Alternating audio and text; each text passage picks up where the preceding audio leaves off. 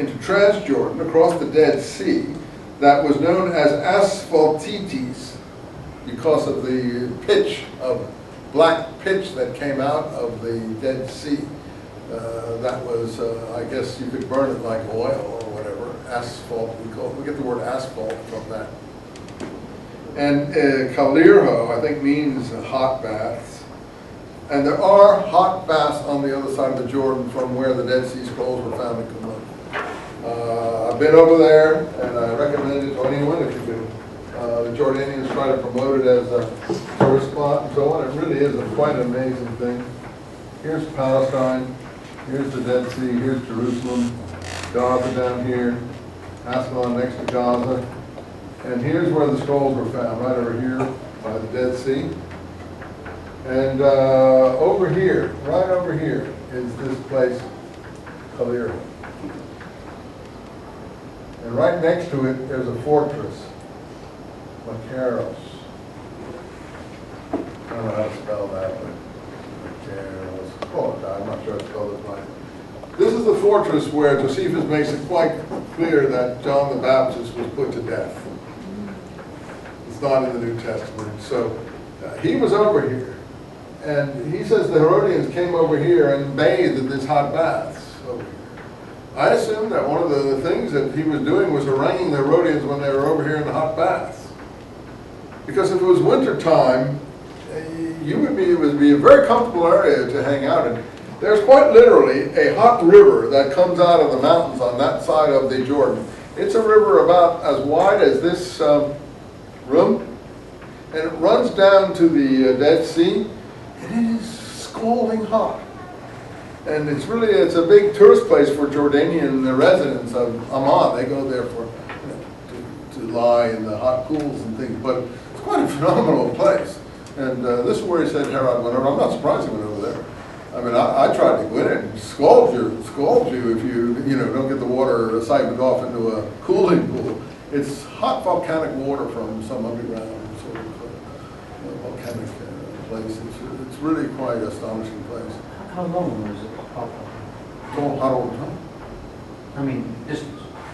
Oh, I don't know where it comes out of the mountains, but I would say it comes out somewhere not far from there and it runs down to the Dead Sea. It must be maybe 7 or 8 miles or something. I don't know. I didn't see where the source was. But where people bathed in it and where this place was supposed to be. Now, up here on the hill is Macaros. On top of it's an artificial hill that they built in a fortress. And I have a picture of it in that James book. You got that James book? Here, let me see.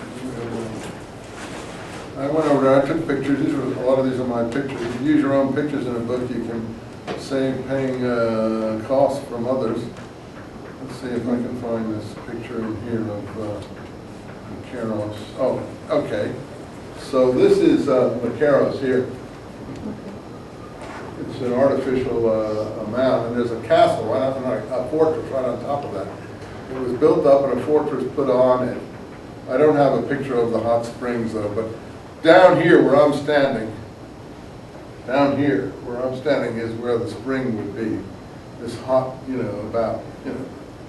about a mile down from there, or 2 miles maybe down.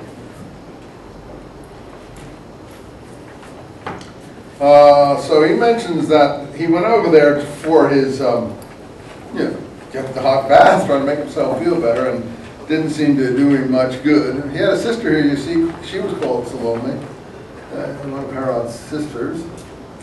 Anyway, what he does is, and I think Eusebius is correct to call this, he wants to show that Herod was cruel enough to have done what the Gospels say he did. At least Matthew says that he was anxious to kill all the Jewish children, not all of them, but in this location, because the Magi had, in the Gospel of Matthew, said that they would supplant Herod, a man would be born and would supplant him. So he was trying to kill all the Jewish children there. I've already mentioned that I don't think that is historical.